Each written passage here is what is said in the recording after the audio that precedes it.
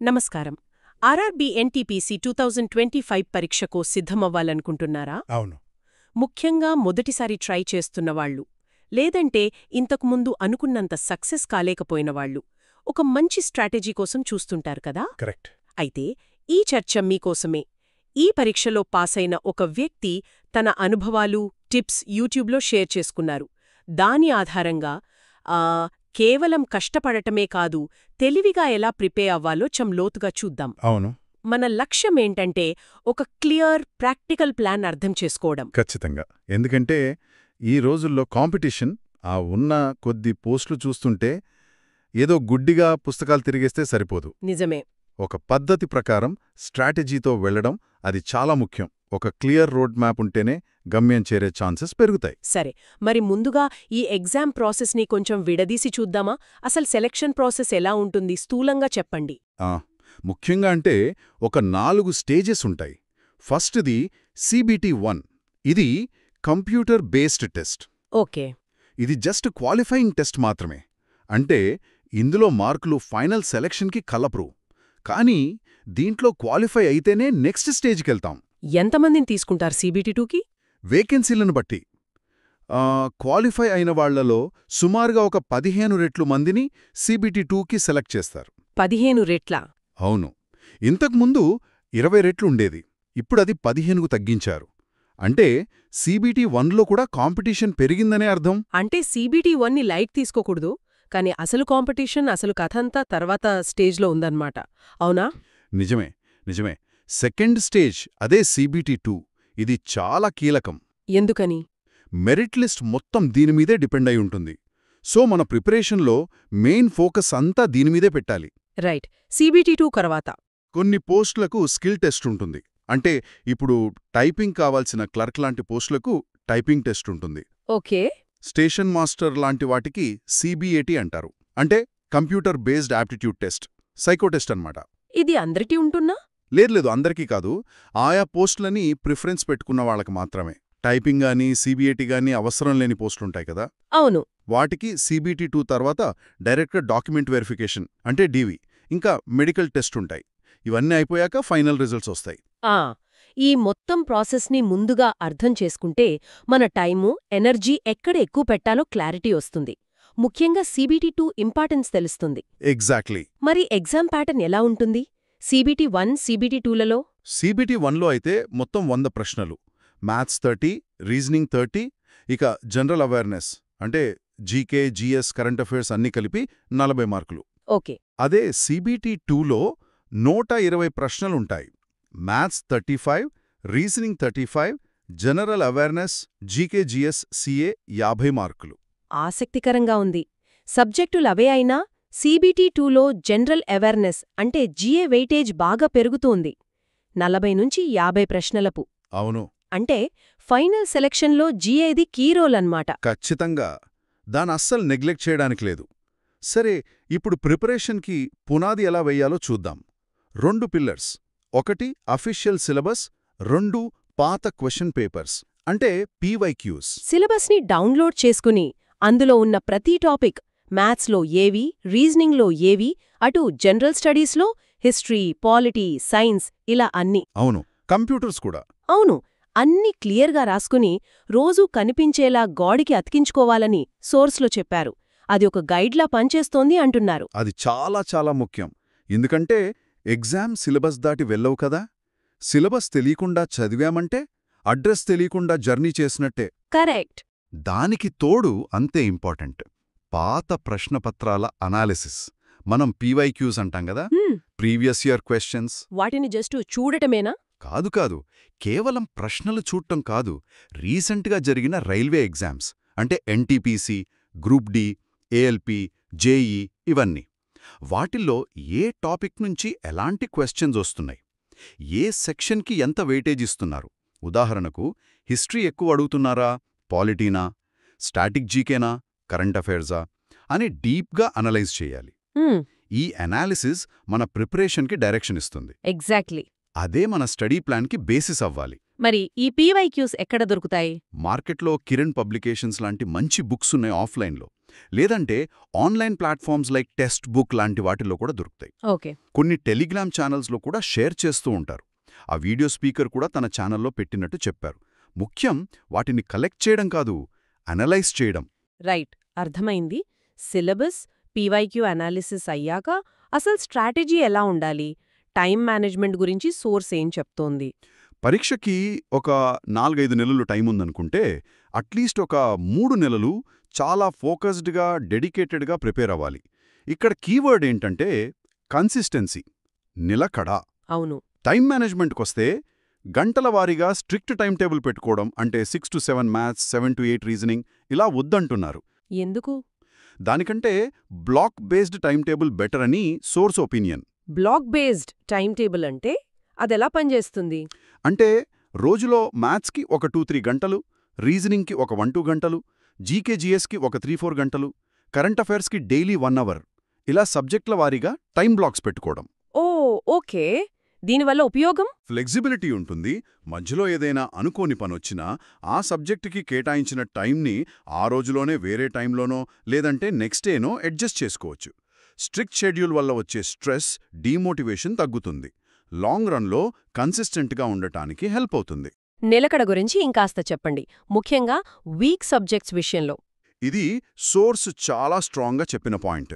ఎన్ని పనులున్నా, ఫంక్షన్స్ ఉన్నా, ఎమర్జెన్సీలొచ్చినా కనీసం ఆ రోజుకి పెట్టుకున్న వీక్ సబ్జెక్ట్ ఏదైతే ఉందో దాన్ని పూర్తిగా వదిలేయకుండా కాసేపైనా సరే చదవాలి. ఎందుకంటే ఈ కాంపిటీషన్లో ప్రతిరోజు మనం చేసే చిన్న ఎఫర్టే చివరికి పెద్ద డిఫరెన్స్ చూపిస్తుంది. ఒక్కరోజు ఆపితే మళ్ళీ స్టార్ట్ చేయడానికి డబుల్ మోటివేషన్ కావాలి. ఆ గ్యాప్ రాకుండా చూసుకోవడమే కన్సిస్టెన్సీ అంటే. ఇది చాలా చాలా ఇంపార్టెంట్ టిప్. సరే, ఇక సబ్జెక్ట్ల వారీగా ఎలా ప్రిపేర్ అవ్వాలో చూద్దాం. First maths. మ్యాథ్స్, రీజనింగ్ రెండూ కండుపీలి. CBT 1లో 60 మార్కులు, CBT 2లో 70 మార్కులు వస్తాయి. ఇవి ఆల్మోస్ట్ ఫుల్ మార్క్స్ తెచ్చుకోగలిగే సెక్షన్స్. అవును. మ్యాథ్స్లో సోర్స్ అంచనా ప్రకారం దాదాపు 80% క్వశ్చన్స్ అర్థమెటిక్ నుంచే వస్తాయి, ఒక 20% అడ్వాన్స్డ్ మ్యాథ్స్ నుంచి. కాబట్టి అరిథమెటిక్ మీద గ్రిప్ సాధించడం ముఖ్యం. మరి బిగినర్స్కి, ఆల్రెడీ ఎక్స్పీరియన్స్ ఉన్న వాళ్ళకి ఒకే స్ట్రాటజీ సరిపోతుందా? లేదు, కొంచెం తేడా ఉంటుంది. బిగినర్స్ అయితే ముందు కాన్సెప్ట్స్ బాగా అర్థం చేసుకోవాలి. దీనికోసం ఒకే టీచర్ని సెలెక్ట్ చేసుకోవడం బెటర్. అంటే ఉదాహరణకు గగన్ ప్రతాప్, ఆదిత్య రంజన్ ఇలా చాలామంది ఉన్నారు కదా, వాళ్లలో ఒకరిని ఫిక్స్ అయ్యి వాళ్ళని ఫాలో అవ్వడం మంచిది. Okay. Concepts, important question models notes రాసుకోవాలి. ఆ నోట్స్లో ఫ్యూచర్లో ఏవైనా కొత్త మోడల్స్ దొరికితే యాడ్ చేసుకోవడానికి కొంచెం స్పేస్ వదలాలి. మరి ఎక్స్పీరియన్స్డ్ క్యాండిడేట్స్? వాళ్లకు ఆల్రెడీ కాన్సెప్ట్స్ తెలుసుంటాయి కాబట్టి వాళ్ళు డైరెక్ట్గా పీవైక్యూస్ ప్రాక్టీస్ మీద ఎక్కువ కాన్సంట్రేట్ చేయాలి. ముఖ్యంగా recent railway exam questions solve చేయాలి. ఏదైనా టాపిక్ వీక్గా అనిపిస్తే దానికి సంబంధించిన వీడియోస్ చూసుకోవచ్చు. ఇద్దరికి కామన్గా కావాల్సిందే క్యాల్కులేషన్ స్పీడ్ పెంచుకోవడం. ఇది చాలా అవసరం. దీనికి రోజు కొంత టైం కేటాయించి ప్రాక్టీస్ చేయాలి. ఆఫ్లైన్ ప్రాక్టీస్ కోసం కిరణ్ పబ్లికేషన్స్ లాంటి స్టాండర్డ్ బుక్స్ హెల్ప్ అవుతాయి. ఓకే. రీజనింగ్ సంగతేంటి? దీనికి కూడా సేమ్ మెథడా? ఆల్మోస్ట్. ఫస్ట్ సిలబస్లోని టాపిక్స్ లిస్ట్ చేసుకోవాలి. అవసరమైతే కాన్సెప్ట్స్ కోసం యూట్యూబ్ హెల్ప్ తీసుకోవచ్చు. దీపక్ కుమార్ లాంటి వాళ్ల పేర్లు చెప్పారు సోర్స్లో. నోట్స్ రాసుకోవాలా రీజనింగ్కి కూడా? అన్నింటికీ అవసరం లేదు. ఏవైతే కొంచెం కష్టంగా అనిపిస్తాయో లేదా తరచుగా మర్చిపోతామో, ఉదాహరణకు కౌంటింగ్ ఫిగర్స్, సిలాజిజమ్స్, క్యాలెండర్ క్లాక్, ఇవిప్పుడు తక్కువ అడుగుతున్నా సరే వాటికి మాత్రం నోట్స్ చేసుకుంటే సరిపోతుంది. ఎక్కువ ప్రాక్టీస్ కావాలి. ముఖ్యంగా పీవైక్యూస్ ద్వారా. కిరణ్ లాంటి బుక్స్ ఆఫ్లైన్కి, టెక్స్ట్ బుక్ లాంటివి ఆన్లైన్ ప్రాక్టీస్కి బాగా ఉపయోగపడతాయి. సరే, ఇక అందరినీ కొంచెం టెన్షన్ పెట్టే సెక్షన్ జనరల్ అవేర్నెస్, అంటే జీకేజీఎస్ అండ్ కరెంట్ అఫైర్స్. ఇది సిలబస్ చాలా ఎక్కువ కదా, దీనికి స్ట్రాటజీ ఏంటి?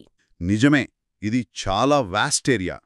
కానీ సోర్స్ చెప్పినట్టు కరెక్ట్ పద్ధతి ఫాలో అయితే దీనిమీద కూడా గ్రిప్ తెచ్చుకోవచ్చు. ఆ సోర్స్ స్పీకర్ తన ఎక్స్పీరియన్స్ చెప్పారు. ఒకప్పుడు CHSL ఎగ్జామ్లో 50కి 6 మార్కులు వచ్చిన ఆయన కరెక్ట్ ప్లానింగ్తో NTPC CBT 1లో 40కి 38, CBT 2లో 50కి 46 స్కోర్ చేశారట. వావ్!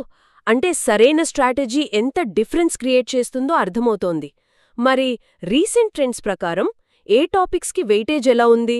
సోర్స్ అనాలిసిస్ ప్రకారం రీసెంట్ రైల్వే ఎగ్జామ్స్లో CBT 2లో 50 ప్రశ్నలకు గాను కరెంట్ అఫైర్స్ నుంచి ఒక 9-10 క్వశ్చన్స్. ఓ, చాలా ఎక్కువ. అవును. కంప్యూటర్స్ నుంచి ఒక 5-6, హిస్టరీ పాలిటీ నుంచి చెరో 4-5, geography, static GK, science, physics, chemistry, biology కలిపి నుంచి ఒక 3-4 చొప్పున, ఎకనామిక్స్ నుంచి 2-3 ప్రశ్నలు వస్తున్నాయని అంచనా.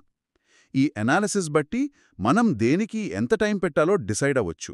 దీని ఎలా చదవాలని సోర్స్ చెప్తోంది? ఒకేసారి అన్ని సబ్జెక్టులు చదవాలా? ఒక ఎఫెక్టివ్ మెథడ్ ఏంటంటే GK section history, polity, economics, geography, static నుంచి ఒక subject, science computer section physics, chemistry, biology, computer నుంచి ఒక సబ్జెక్ట్ సెలెక్ట్ చేసుకుని రెండిటినీ ప్యారలల్గా చదవటం. దీనివల్ల బ్యాలెన్స్ ఉంటుంది. కరెక్ట్. లూసెంట్, కిరణ్, అరిహంత్ లాంటి ఏదో ఒక స్టాండర్డ్ బుక్ లేదా యూట్యూబ్ వీడియోస్ హెల్ప్తో టాపిక్ వారీగా చదవాలి. అయితే ఇక్కడ అత్యంత కీలకమైన సలహా సొంత నోట్స్ తయారు చేసుకోవటం. సొంత నోట్స్, దాని ఇంపార్టెన్స్ ఏంటి? ఇక్కడ చూడండి, సొంత నోట్స్ ఉంటే రివిజన్ చాలా ఈజీ అవుతుంది. లాస్ట్ మినిట్లో మొత్తం పుస్తకాలు తిరిగేయక్కర్లేదు. నిజమే. చదివిందంతా రాయకుండా ఇంపార్టెంట్ పాయింట్స్, కష్టంగా అనిపించినవి, గుర్తుంచుకోవాల్సిన డేటా అవి మాత్రమే నోట్ చేసుకోవాలి. అంటే మ్యాథ్స్ నోట్స్ లాగా కొత్త పాయింట్స్ కోసం గ్యాప్ వదలాలా? అవును, ఖచ్చితంగా. ప్రతి టాపిక్ తర్వాత మాక్ టెస్ట్లోనో పీవైక్యూస్లోనో దొరికే కొత్త పాయింట్స్ యాడ్ చేసుకోవడానికి కొంచెం స్పేస్ వదలాలి. నోట్స్ని ఎప్పటికప్పుడు అప్డేట్ చేసుకోవాలి. ఆ సోర్స్ స్పీకర్ కావాలంటే తన టెలిగ్రామ్ ఛానల్ ద్వారా నోట్స్ టార్గెట్స్ ఇస్తానని కూడా చెప్పినట్టున్నారు. అది చాలా హెల్ప్ అవుతుంది. మరి కరెంట్ అఫైర్స్ CA సంగతి 9-10 ప్రశ్నలు వస్తాయంటున్నారు కదా, దీనికి స్ట్రాటజీ? స్టార్టింగ్ స్టేజ్లో రోజూ న్యూస్ పేపర్లు పట్టుకుని గంటలు టైం వేస్ట్ చేయక్కర్లేదని సోర్స్ అభిప్రాయం. దాని బదులు స్పీడీ పబ్లికేషన్స్ యాప్ లాంటి వాటి హెల్ప్తో, లింక్ వీడియో డిస్క్రిప్షన్లో ఉందట, టాపిక్ బేస్డ్ CA మీద ఫోకస్ చేయాలి. టాపిక్ బేస్డ్ అంటే Bharat Ratna, Nobel prizes, important sports events, ఉదాహరణ women's world cup, military exercises, appointments, schemes ఇలాంటివి. ఇవి అంత త్వరగా మారవు కదా. అవును. కాబట్టి వీటిని ముందుగా కవర్ చేయడం బెటర్. మరి ఎగ్జామ్ దగ్గర పడుతున్నప్పుడు? ఎగ్జామ్కి ఒక 1 or 2 months ముందు స్పీడీ లాంటి ఇయర్లీ మ్యాగజైన్ తీసుకుని అందులో ఉన్న వన్ లైనర్స్, MCQs అన్నీ బాగా చదివేయాలి. అది మొత్తం రివిజన్కి హెల్ప్ అవుతుంది. ఆప్షనల్గా యూట్యూబ్లో మంత్లీ CA వీడియోస్ ఫాలో అయ్యి నోట్స్ రాసుకోవటం కూడా చెయ్యొచ్చు. చాలా క్లియర్గా ఉంది. ఇక మాక్ టెస్ట్ల గురించి మాట్లాడుకుందాం. ఎప్పుడు స్టార్ట్ చేయాలి మాక్స్ రాయడం? ఇక్కడ సోర్స్ చాలా ప్రాక్టికల్ అడ్వైజ్ ఇచ్చింది. మ్యాథ్స్ రీజనింగ్ సిలబస్లో ఒక 90%, GKGS సిలబస్లో కనీసం ఒక 50% కంప్లీట్ అయ్యాకే ఫుల్ లెంత్ మాక్ టెస్ట్లో రాయడం స్టార్ట్ చేయాలి. అంతకంటే ముందు కావాలంటే టెక్స్ట్ బుక్ లాంటి ప్లాట్ఫామ్స్లో సెక్షనల్ టెస్ట్లు లేదా టాపిక్ టెస్ట్లు ప్రాక్టీస్ చేయొచ్చు. సిలబస్ పూర్తి కాకుండా మ్యాథ్స్ ఎందుకు రాయకూడదు అంటున్నారు? ఎందుకంటే సిలబస్ కంప్లీట్ అవ్వకుండా టెస్ట్ రాస్తే న్యాచురల్గా మార్క్స్ తక్కువ వస్తాయి. అవును. అది స్టూడెంట్స్ని బాగా డీమోటివేట్ చేస్తుంది. ప్రిపరేషన్ మీద ఇంట్రెస్ట్ పోతుంది. నా వల్ల కాదు అనే ఫీలింగ్ వచ్చేస్తుంది. అది అవాయిడ్ చేయడానికి కొంచెం కాన్ఫిడెన్స్ వచ్చాక స్టార్ట్ చేయడం బెటర్. సరే, మాక్ టెస్ట్ రాసేసాం, తర్వాత అసలు పని మొదలవుతుంది అన్నారు కదా, అదేంటి? అదే అనాలిసిస్. మాక్ టెస్టుల అసలు బెనిఫిట్ వాటిని అనలైజ్ చేయడంలోనే ఉంది. టెస్ట్ రాయడానికి పట్టే టైం ఉదాహరణ 90 నిమిషాలు కన్నా దాని అనాలిసిస్కి ఎక్కువ టైం, ఉదాహరణ 2 గంటలు పెట్టాలని సోర్స్ స్ట్రాంగ్గా చెప్తోంది. అనాలిసిస్ అంటే జస్ట్ తప్పులు చూసుకుని కరెక్ట్ ఆన్సర్స్ ఏంటో తెలుసుకోవడమేనా, లేక ఇంకా డీప్గా వెళ్ళాలా? కాదు, కేవలం అది కాదు. అసలు తప్పు ఎందుకు జరిగింది? అది కాన్సెప్ట్ తెలియకనా? ఉదాహరణ పాలిటీలో ఆ ఆర్టికల్ గుర్తులేకపోవడం, క్యాల్కులేషన్ మిస్టేకా, టైం సరిపోక వదిలేశామా, ఏ టాపిక్స్లో మళ్ళీ తప్పులు చేస్తున్నాం, ఇలా డీప్గా ఎనలైజ్ చెయ్యాలి. ఉదాహరణకి పాలిటీలో ఫండమెంటల్ డ్యూటీస్లో ఎన్విరాన్మెంట్ ప్రొటెక్షన్కి సంబంధించి ఆర్టికల్ 51AG తరచుగా మర్చిపోతున్నారా? లేదంటే 1857 రివోల్ట్ లీడర్స్ వాళ్ల ప్లేసెస్ సరిగ్గా మ్యాచ్ చెయ్యలేకపోతున్నారా? లేక మ్యాథ్స్లో మెన్సురేషన్ ఫార్ములాలు గుర్తుండట్లేదా? ఇలాంటి మన వీక్ ఏరియాస్ని ఐడెంటిఫై చేసి వాటి కోసం వీక్ టాపిక్స్ అని ఒక సపరేట్ నోట్బుక్ పెట్టుకోవాలి. ఆ నోట్బుక్తో ఏం చేయాలి? ఆ నోట్బుక్లో రాసుకున్న టాపిక్స్ మీద స్పెషల్ ఫోకస్ పెట్టాలి. వాటిని మళ్ళీ చదవడం, వాటి కాన్సెప్ట్ స్ట్రాంగ్ చేసుకోవడం, వాటి మీద ఇంకా ఎక్కువ క్వశ్చన్స్ ప్రాక్టీస్ చేయడం ఇలా చెయ్యాలి. ఈ పర్సనలైజ్డ్ ఎర్రర్ కరెక్షన్తోనే స్కోర్ బాగా ఇంప్రూవ్ అవుతుంది. ప్రతి మాక్ టెస్ట్ తర్వాత ఇది కంపల్సరీగా చెయ్యాలి. ఇది గుర్తుండాలంటే రివిజన్ తప్పనిసరి కదా. సోర్స్ స్పీకర్ తను ఫాలో అయిన ఒక మెథడ్ 3+1+14 గురించి చెప్పారు. దాని వెనుక ప్రిన్సిపల్ ఏంటంటే స్పేస్డ్ రిపిటేషన్. స్పేస్డ్ రిపిటేషన్ అంటే చదివిన విషయాన్ని మర్చిపోయే లోపే కొన్ని ఫిక్స్డ్ ఇంటర్వెల్స్లో, ఉదాహరణకు 3 రోజులకి, వారానికి, నెలకి మళ్ళీ రివైజ్ చేయడం. దీనివల్ల లాంగ్ టర్మ్ మెమరీలోకి వెళ్తుంది. ఆ మెథడ్ గురించి డీటెయిల్స్ సోర్స్ వీడియోలో ఉన్నాయట. అద్భుతంగా ఉంది. మొత్తం మీద ఈ చర్చ సారాంశమేంటంటే, ఆర్ఆర్బీ, ఎన్టీపీసీ లాంటి కాంపిటేటివ్ ఎగ్జామ్స్లో సక్సెస్ అవ్వాలంటే ఊరికే గంటల తరబడి పుస్తకాలతో కుస్తీ పడితే సరిపోదు. ఒక క్లియర్ స్ట్రాటజీ ఉండాలి. అవును. సిలబస్ మీద గ్రిప్, పీవైక్యూల డీప్ అనాలిసిస్, కన్సిస్టెంట్గా చదవడం, ముఖ్యంగా వీక్ ఏరియాస్ మీద ఫోకస్ చేయడం, సొంత నోట్స్ ప్రిపేర్ చేసుకోవడం, ఇంకా మాక్ టెస్ట్లను కేవలం రాయడమే కాదు, వాటిని డీప్గా అనలైజ్ చేయడం, ఇవన్నీ విజయానికి మెట్లు. ముగింపుగా ఒక చిన్న ఆలోచన. మనం ఇప్పుడు మాట్లాడుకున్న ఈ structured learning methods, analytical skills, ఇవి కేవలం ఈ ఎగ్జామ్ పాస్ అవడానికేనా? లేక ఈ డిసిప్లిన్, ఈ ప్లానింగ్, ఈ డీప్ అనాలిసిస్ చేసే అలవాటు, దీన్ని మన లైఫ్లోని వేరే గోల్స్కి, ఫ్యూచర్లో నేర్చుకునే కొత్త విషయాలకి కూడా అప్లై చేసుకోవచ్చా? బహుశా ఎగ్జామ్లో సక్సెస్ అవడంతో పాటు ఈ స్కిల్స్ని డెవలప్ చేసుకోవడమే మనం ఈ జర్నీ నుంచి పొందే అసలైన రివార్డేమో. ఏమంటారు? ఆలోచించండి.